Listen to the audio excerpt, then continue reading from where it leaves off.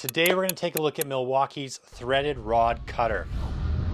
Now this thing is super handy if you're in commercial and you're doing a lot of threaded rod, especially for strut. This thing is awesome. It'll cut 1/4 inch, 3/8, 1/2 inch mild steel. On stainless steel, it'll cut 1/4 inch and 3/8. Milwaukee's claiming that with a 2 amp hour battery, you can get up to 400 cuts with this thing. Really cool tool. You can get in quite tight to the ceiling if you're trying to cut up, you know, really close to something. It's really easy to use. You just put the bar in here and press the trigger. I'm going to show you how to do that. We're going to be using a 1.5 amp hour battery.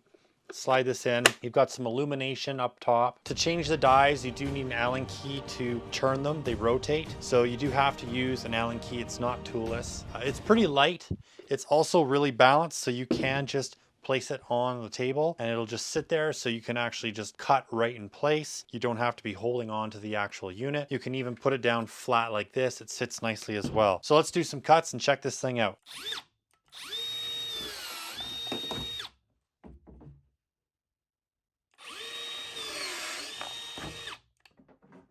So as you can see, this tool is super easy to use. It makes cutting ready rod really easy. I find using bandsaws are really easy as well, even a grinder. However, you risk marring up the threads. And with this tool, you can just spin a nut right on. It's just effortless. You don't have to file anything. So that's the nice feature about this tool, is you're getting a perfect cut and you can just chuck a nut on there right away. I don't just use this for ready rod. I also use this for bolts. So sometimes I need to cut down a bolt. This is perfect. So it's not just for ready rod. You can use it on bolts as well. All right, guys, I hope the video was helpful. Until next time, keep on crushing it, and we'll catch you later.